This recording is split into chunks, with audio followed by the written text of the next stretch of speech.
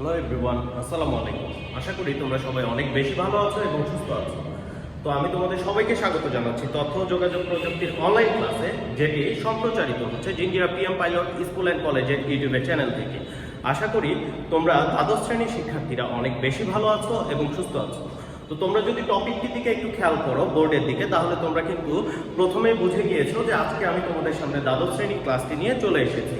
তো দ্বাদশ শ্রেণীর শিক্ষার্থীরা অবশ্যই তোমরা ক্লাসটি উপভোগ করবে এবং খাতায় নোট ডাউন করে রাখবে গুরুত্বপূর্ণ যে সকল টপিকগুলো আজকের ক্লাসে থাকবে।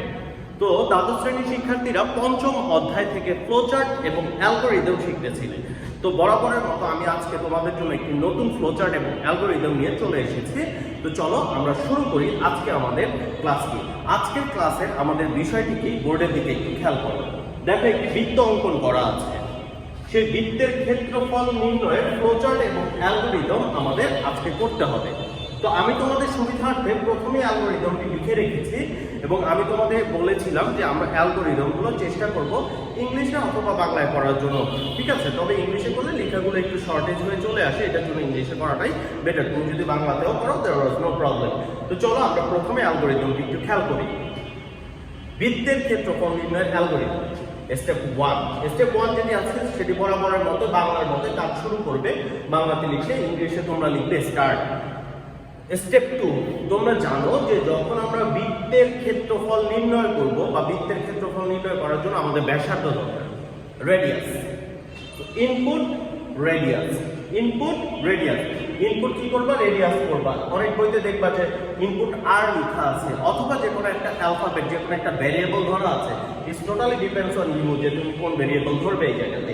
Input radius. স্টেপ 3, এখন প্রসেসিং এ চলে আসবো। এরিয়া, ক্ষেত্রফল বের করার সূত্র তোমরা সবাই জানো। বৃত্তের ক্ষেত্রফল বের করার সূত্র হচ্ছে পাই আর স্কয়ার। তোমরা সবাই কিন্তু এই সূত্রের সাথে পরিচিত, কারণ তোমরা ক্লাস 9-10 এ থাকা অবস্থায় এবং ছোট ক্লাসে যখন তোমরা জ্যামিতি করেছো সেই জ্যামিতির মধ্যে তোমরা শিখে এসেছো যে পাই আর স্কয়ার লিখে আমরা কি করি? বৃত্তের ক্ষেত্রফল নির্ণয় করি। সো এরিয়া, এরিয়া লেখার পরে দেখো আমি লিখেছি 3.1416। লেখার কারণ কি তোমরা সবাই জানো যে পাইয়ের মান ফিক্স 3.1416। স্যার কেন আমরা এই জায়গাতে পাই চিহ্ন ব্যবহার করলাম না? তোমরা কিবোর্ডের মধ্যে কি কখনো পাই চিহ্ন দেখেছো? অথবা এই জায়গাতে সহজ একটা কনসেপ্ট হচ্ছে আমরা পাই চিহ্নটাকে সরাসরি আমাদের সি প্রোগ্রামে ব্যবহার করতে পারবো না। সেটার এক্সপারশন হচ্ছে 3.1416। সি প্রোগ্রামে এক্সপারশনকে বলা হয় ব্যাকরণ। যেমন তোমরা ইংলিশ করো, ইংলিশ করার জন্য কিছু গ্রামাটিক্যাল রুলস তোমার ফলো করতে হয়।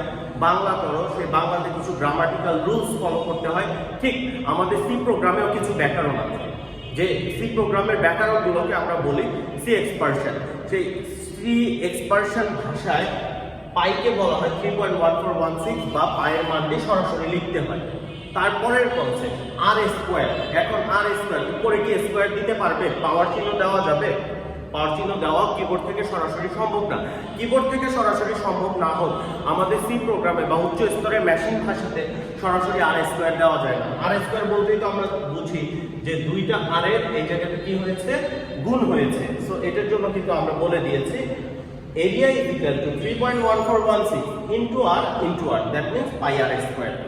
সূত্রটা যখন আমরা অ্যাপ্লাই করব আমাদের প্রসেসিং ইউনিটে, প্রসেসিং ইউনিট শেষ করার পরে আমাদের আউটপুট ইউনিট কিন্তু আমাদেরকে জানিয়ে দেবে স্টেপ 4 এ যে আউটপুট এরিয়া, যে আমার যে সার্কেলটি আছে সেই সার্কেলের এরিয়াটা আমাকে তারা কি করে দিবে? শনাক্তকরণ করে দিবে এবং কাজটি আমার শেষ হয়ে যাবে। আশা করি অ্যালগরিদমটি বুঝতে পেরেছো।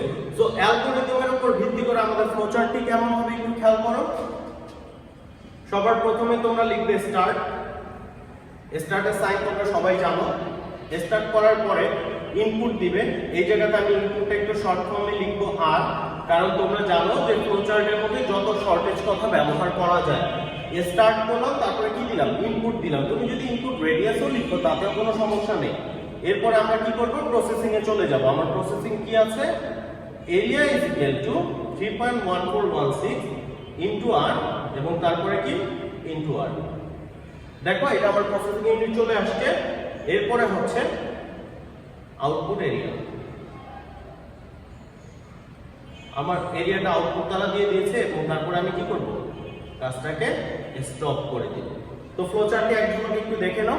যদি ফ্লোচার্ট দেখতে বা বুঝতে কোনো ঝামেলা হয় অবশ্যই আমাকে কিন্তু কমেন্ট বক্সে তোমরা জানিয়ে দিবে যে তোমরা এই টপিকটি বুঝোনি। এই জায়গাতে কঠিন আমরা কোনো কিছুই করিনি, চিত্রগুলোর মাধ্যমে জাস্ট অ্যালগরিদমটাকে উপস্থাপন করে দিয়েছি। তো এই হচ্ছে তোমাদের বৃত্তের ক্ষেত্রফল, এবং এটি অত্যন্ত গুরুত্বপূর্ণ একটি টপিক। তোমরা প্রিভিয়াস ইয়ারে যে সকল বোর্ডগুলো আছে সেই বোর্ডগুলো একটু দেখবে, সেই বোর্ডের মধ্যে কিন্তু অনেক সময় এগুলো চলে আসে। আবার বিভিন্ন ভালো ভালো যে কলেজগুলো আছে, ক্যাডেট কলেজ, ক্যান্টনমেন্ট কলেজ, তারাও তাদের টেস্ট পরীক্ষাতে দিয়েছে। কারণ আমরা কিন্তু আশা করতেছি যে তোমাদের হয়তো কলেজ খুব দ্রুত খুলে যাবে, কারণ যেহেতু আমাদের ভ্যাকসিন চলে আসছে বাংলাদেশ অলরেডি, আমরা কিছুদিনের মধ্যে হয়তো ভ্যাকসিনেটেড হয়ে যাব। ভ্যাকসিনেটেড হওয়ার পরে আশা করি যে আমাদের পরিবেশটি ঠিক আগের মতো সুস্থ হয়ে যাবে। আমরা যিনিরা PM পাইলট স্কুল অ্যান্ড কলেজের যে পরিবারে সবাই আছে, আবার সুস্থ এবং সুন্দর একটি পরিবেশে সবাই একত্রিত হতে পারবো। তো সেই কামনা সবার কাছে রাখছি। সবাই তোমাদের সৃষ্টিকর্তার কাছে অনেক বেশি দোয়া করবে, অনেক বেশি প্রার্থনা করবে যাতে আমরা খুব দ্রুত সবাই একত্রিত হতে পারি। আর সবথেকে বড় বিষয় হচ্ছে তোমাদের এখন যে মেইন টার্গেট সেটি হচ্ছে কলেজের টেস্ট পরীক্ষা এবং বোর্ডের পরীক্ষা। তোমরা একটা জিনিস কিন্তু একটু খেয়াল করবে যে আসলে কলেজ জীবনের পরীক্ষাটি তোমার যে লক্ষ্যটি আছে সেই লক্ষ্যে পৌঁছাতে অনেক বেশি সাহায্য করবে। কারণ তুমি JSC পরীক্ষা GPA 5 পেয়েছো, SSC পরীক্ষা GPA 5 পেয়েছো, অথবা ক্লাস 5-এ GPA 5 পেয়েছো, এটা অতটা ভ্যারি করে না। এটা অতটা ভ্যারি করে না যতটুকু ইন্টারমিডিয়েট পরীক্ষার রেজাল্টটা তোমার ভ্যারি করে। কারণ এই রেজাল্টের উপর ডিপেন্ড করবে যে তুমি কোথায় চান্স পাবে। ভালো একটা জায়গাতে চান্স পেলে, যেমন তুমি ইঞ্জিনিয়ার হবে, সারা জীবন কিন্তু তুমি ইঞ্জিনিয়ারের সম্মান পাবে। তুমি ডাক্তার হবে, সারা জীবন কিন্তু তুমি ডাক্তারের সম্মান পাবে। তো এখন ভালো ইঞ্জিনিয়ার, ভালো ডাক্তার হওয়ার জন্য কিন্তু ভালো জায়গাতে চান্স পাওয়া লাগবে, তাই কিনা? আর ভালো জায়গাতে চান্স পাওয়ার জন্য অনেক বেশি পড়াশোনা করতে হবে। তোমাদের অনেকের কনসেপ্ট যে আমাদের পঞ্চম অধ্যায়টি করা লাগবে না, পঞ্চম অধ্যায় থেকে আনসার করা লাগবে না, আমরা প্রথম অধ্যায়, দ্বিতীয় অধ্যায় এবং তৃতীয় অধ্যায় থেকে এই প্রশ্নগুলো আনসার করে ফেলতে পারবো। না রে বাবা, কনসেপ্টটা এই জায়গাতে ভুল।